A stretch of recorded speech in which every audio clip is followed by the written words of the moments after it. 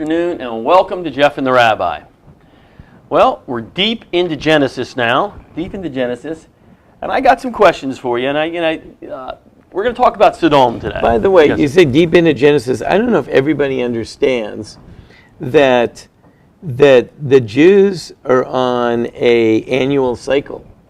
That we read the Torah, the 5 books of Moses, scheduled to finish like every year in October-ish, and the holiday of Simchas Torah, which we had just 2 weeks ago. And then we start reading portion by portion, and we work our way through it until we get to the end of the year. So we're in the beginning of Genesis now, but we're doing portion by portion. So if you guys have heard this all before, you can tune out. That's right. We're just pretty much starting all over That's again. right. I'll give you a hot tip. If you're waiting to see how it turns out for the guys in Sodom, not a good one? Not good. Not good. Not good. They're not going to do well, those Sodomites, no? No, I don't think they do well in the whole process, but that's a different thing. But the whole Sodom thing got me to thinking. See, probably unlike you, the way I do read the Chumash, and I read it, but I sometimes get behind a little bit. So I catch up all in one. Sometimes I read 3 or 4 different parshas together.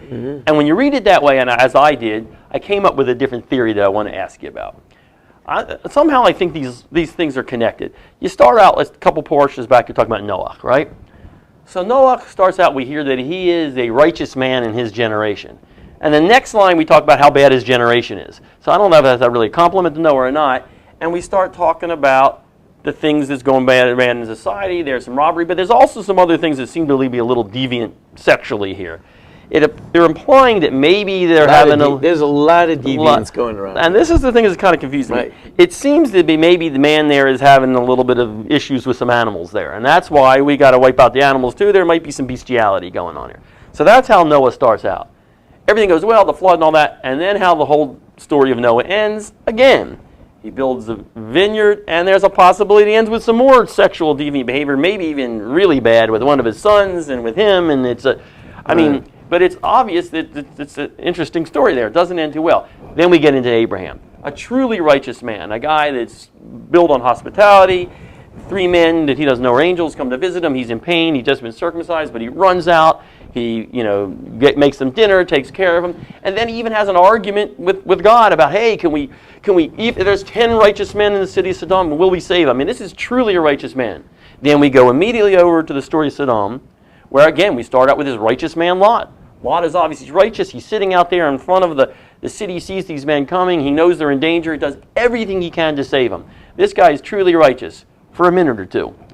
Then he finally gets them in his house, and he then offers up his daughters for some... Well, what happened first? Before he offered his daughters, there's like a knock on the door. Oh, right. He looks outside, and lo and behold, there's a mob at his door. Waiting for these guys. And what did the mob ask for?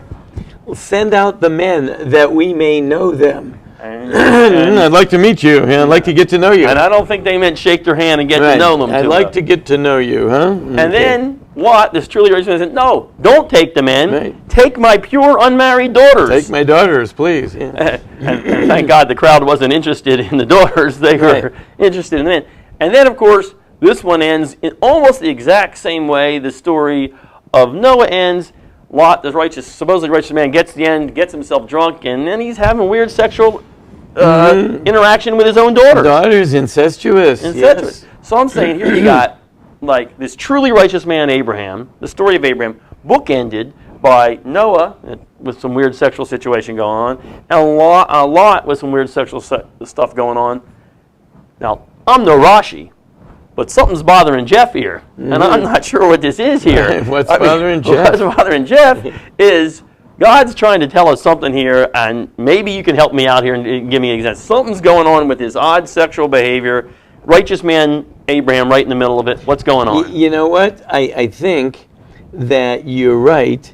We need to give like an overview of all this, deviance and all this type of stuff. People will point out, it has been pointed out to me, that you see people have been doing this since forever. Various, what I would call, what the Torah calls deviant behavior. People say, what do you mean? People have been doing it since the very beginning. This is the way they do it and all that stuff. The fact that people do it doesn't mean that it's not deviant.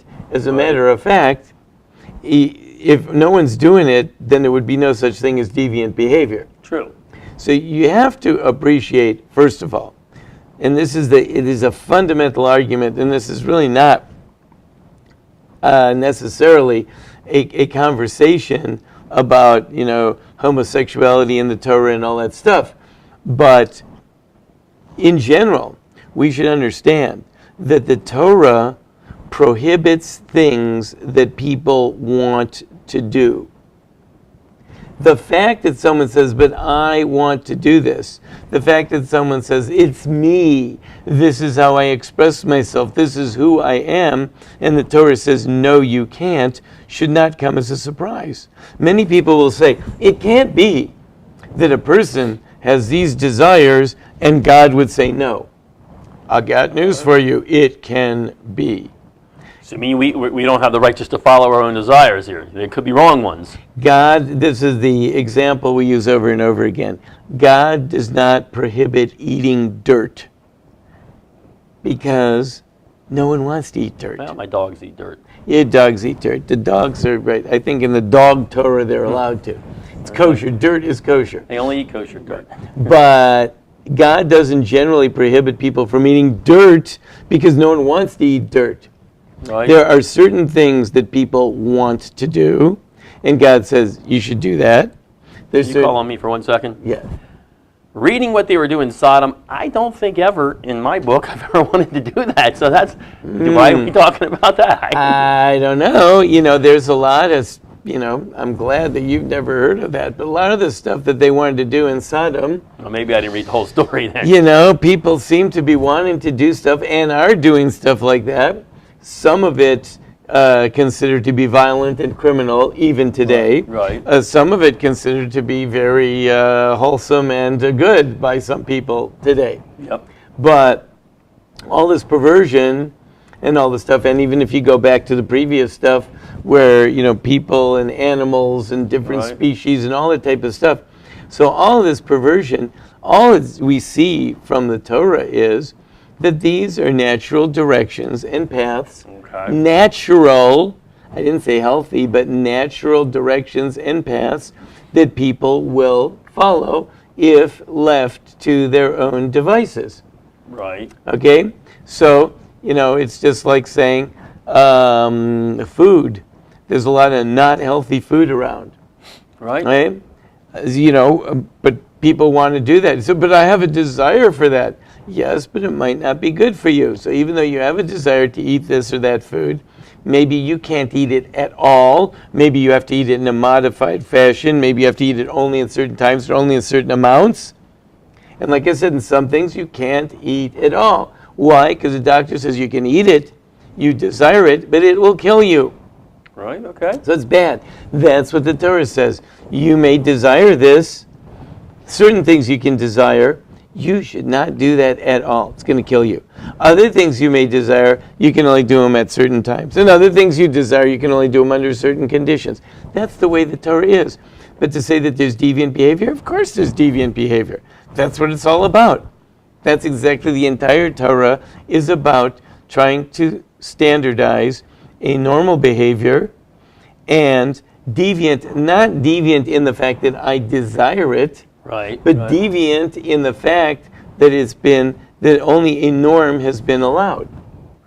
You deviate from the norm. You are really opening up a big can of worms here if you look at what's going on in society today, because what you just said can be interpreted, and is being interpreted by me right now, that there are some behaviors that, okay, I understand that you feel that way. You might have been born that way. You might have that desire, but what you just said is you can't do it. Absolutely. And who says you can't do it? And I'm not saying that you don't have that desire, and I'm not saying that's not you. Wow. It might be you. You know what?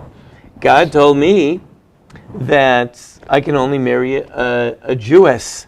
Right. So I happen to be living in a town or a country, place, and there are no Jewish women to marry. Right. So you know what I do? I'm not supposed to get married. Or go to another town. Right? Man says that God says that a man may only cohabit with a woman after her period if she's gone to a mikveh. There's no mikveh in my town. You know what you do? You don't cohabit until you get a mikvah. Wow. So there's tough choices you have to make. Yeah, but that's me. It's who I am. And you're not going to express myself. It's love. It's other.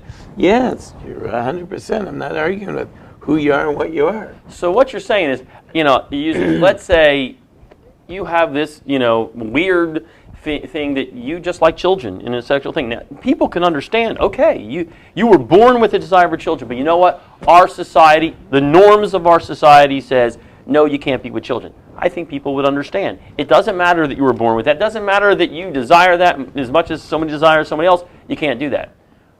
So let's change the norms of society. Let's forget about that. That's maybe out of the realm. But it also says in the Torah, and I know this is where the big problem is going to be, a man should not be with a man as if he was a woman. Now, I understand people in today's society, but they were born that way. It's not their fault. You know what?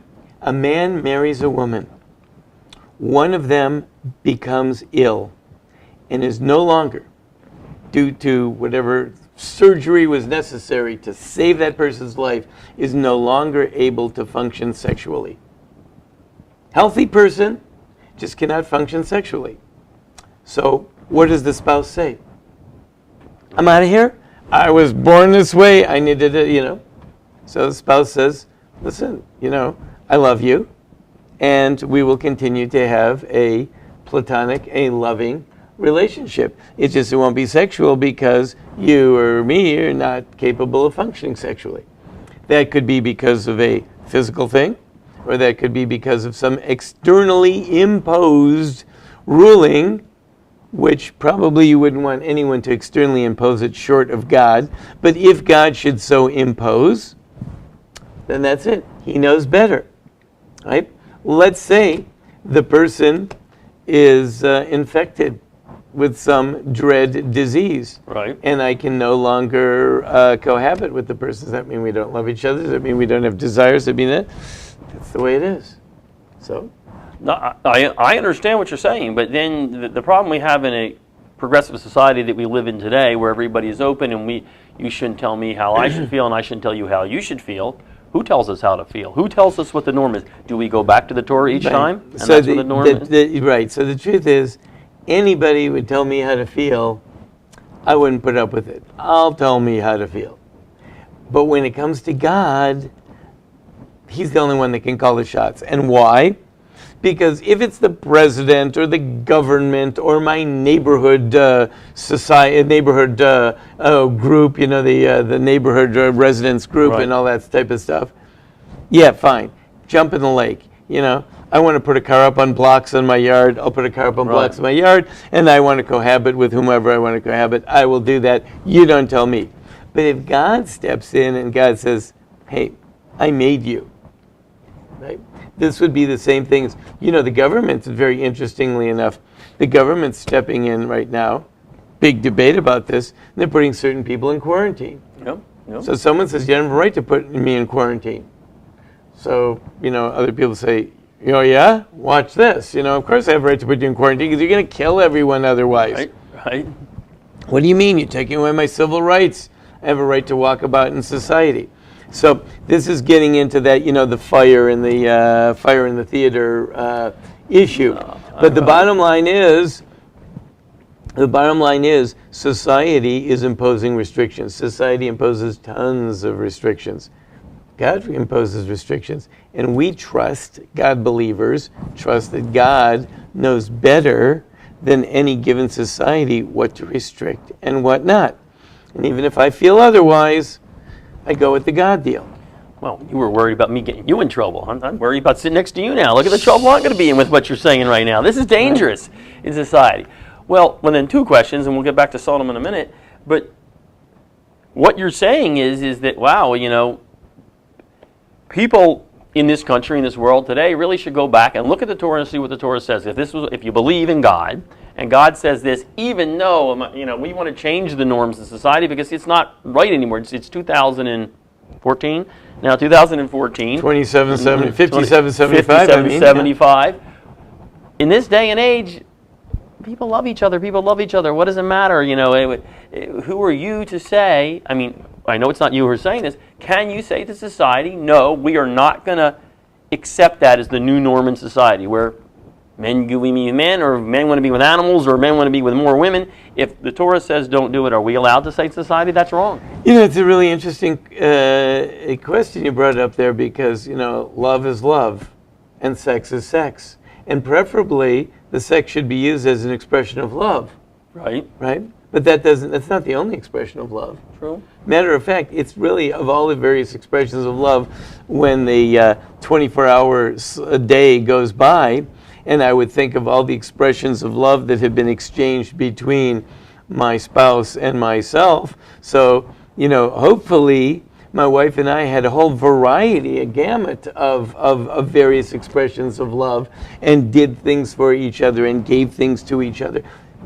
Maybe some of them were physical and some of them were emotional, and there's a whole, whole series of it. Right. But to boil things down to say that this is what I desire, someone gets sick. I've said this before. Yeah. One spouse gets sick.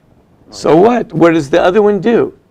The other one says, I have to contain myself. Gotcha. As perhaps maybe in our society, they consider that to be a license to go out and cheat on your spouse because they're sick. So since they can't service me, I can go out and go wherever I want. But I still think that most people would consider that to be a pretty low blow. My spouse is sick in the hospital and I'm out running around. That's pretty indecent.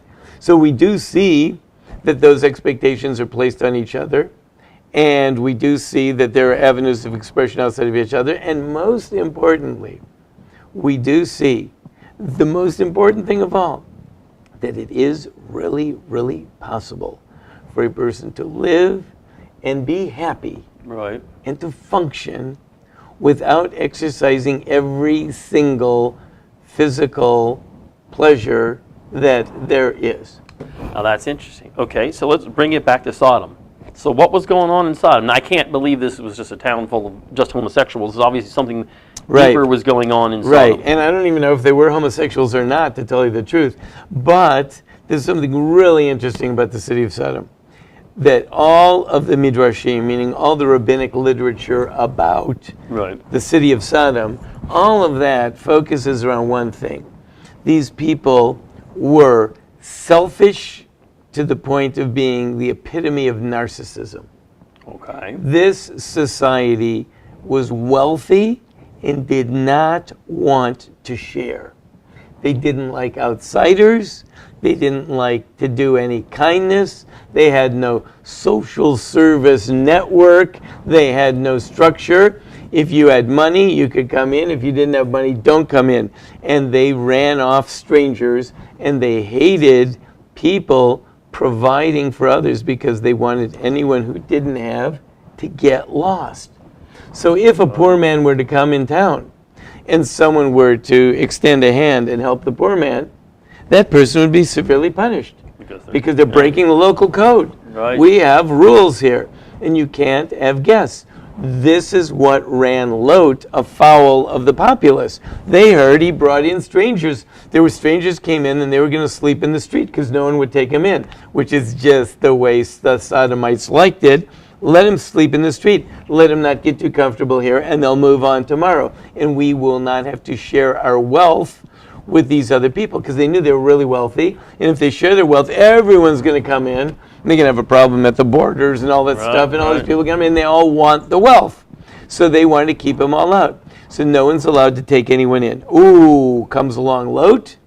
And he says, oh, I want to take you in. He's got his uncle Abraham as his image, and he thinks, so obviously this is just the opposite of Abraham. Obviously, totally the opposite. And I guess that's why the story follows it now. And that's why Lot, and that's the whole thing about Lot. If you really want to get into Lot, Lot's living with Abraham.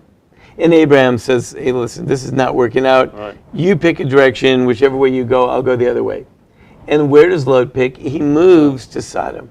He leaves the most generous, hospitable place on the planet to move to the most ungenerous, inhospitable place on the planet, where in Sodom it is just wealth and it's all about me, and Abraham is just all about other people, and he shares and he gives.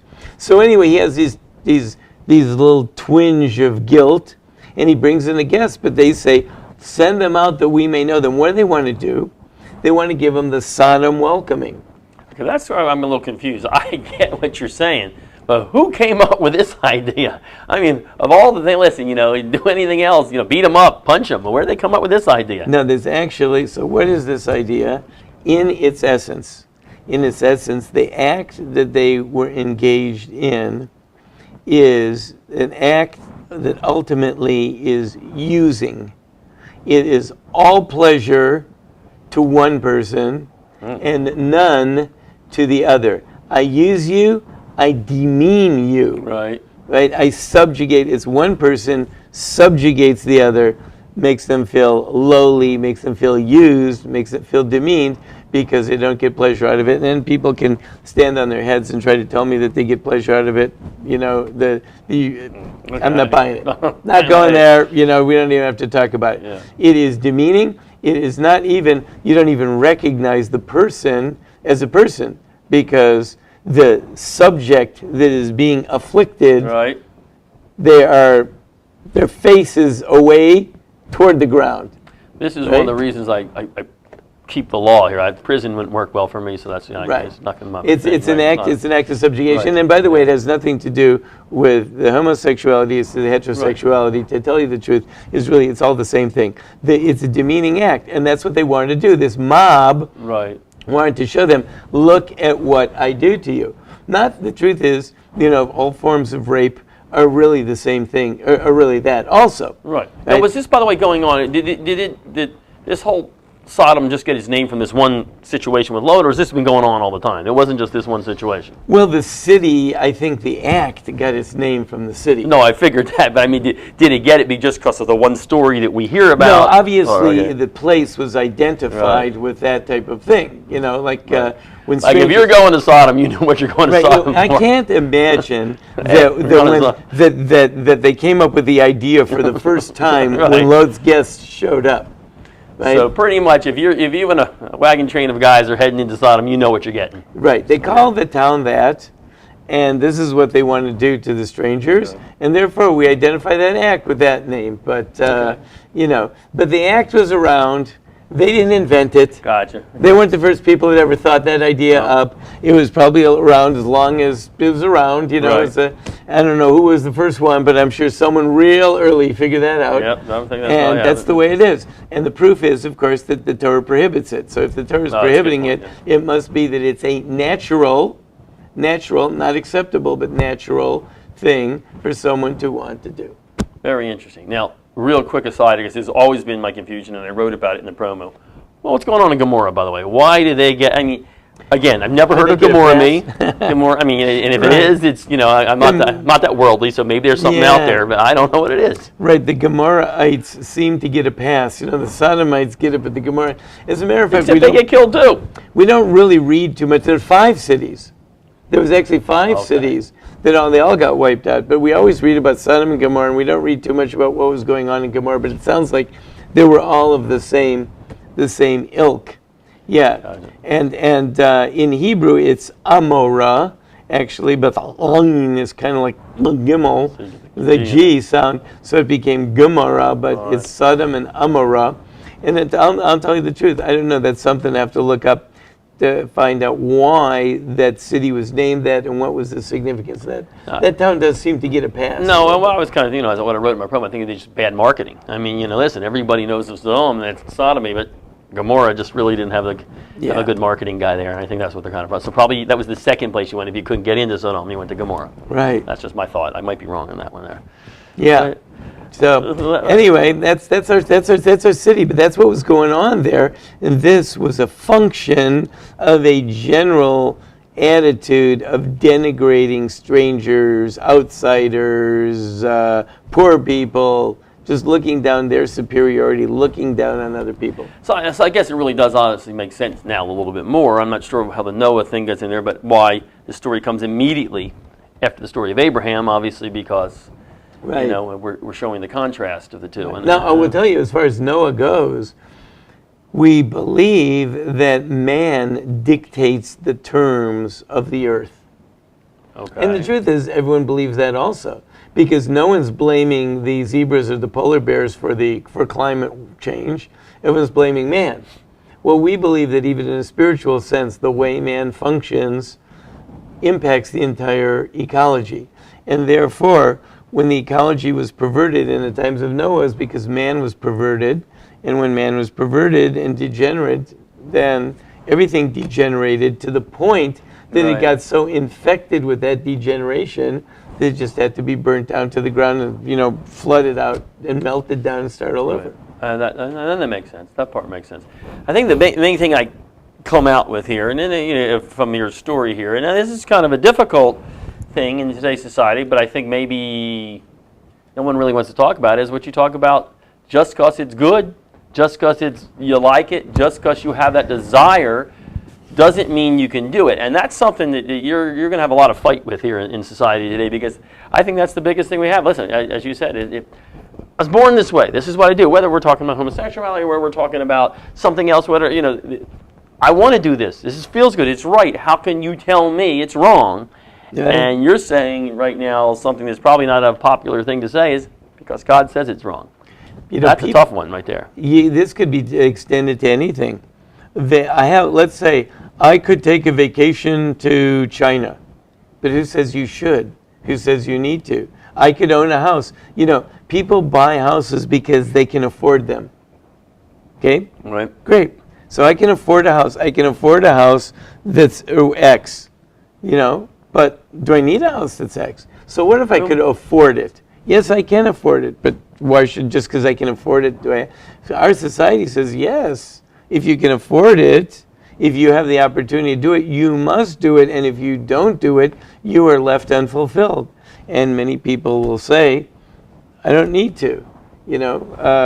What's his name? Sam Walton was happy driving his pickup truck, and Warren Buffett, from what I understand, lives in a regular, nice, upper class suburb, but not in any fantastic. Just a nice, nice 4-bedroom, a 5-bedroom house somewhere in the suburbs. You're gonna have a tough time with this argument, and I think, and in fact, I don't know if your argument even is working too well these days, because our point is, okay, so he robbed the convenience store. He did whatever. He robbed. He's kind of been mistreated. He's kind of deserved. He's had a tough life. It's where he grew up. It's his child. That he doesn't. Why shouldn't he do that? He's had a tough life. Why? He was beaten when he was young. Why should he not go out and beat this kid? Yeah. I mean, that's the kind of the society we live in, and Yeah, and we do. But you're right. We expect people to restrain themselves. For example, your example is perfect. The guy was beaten. So we expect, though, even though you were beaten, you are supposed to restrain yourself and not beat the other person. But that's me. I'm so twisted. That's the only way I enjoy pleasure because, as a child, this is... It's not your fault. My wires are crossed. I understand your wires are crossed. You've got to contain yourself even so. We do expect that. We expect that when it's going to cause harm to someone. Well, we could expect that, and God expects that in general. I'm not saying I would expect it, or I wouldn't say that I have any right to expect it of you, but God has the right to expect it of anybody who wants to expect it of. Well, and that's the real lesson here. I didn't get that when I was reading it the first time. I'm getting it right now. It makes a little bit more sense now. Yeah. Okay, so now I can scratch off all that deviant stuff. That's not really what this is probably all about. Right. It might be a little bit. Might be natural. Might be natural. But God says it's deviant. So? How do you know? Because God said so. God said so. Huh? I like that. All right, well, that's good stuff. I learned something today. All right. Okay, so let's do it some more. We'll do it next week. We'll be back. God willing.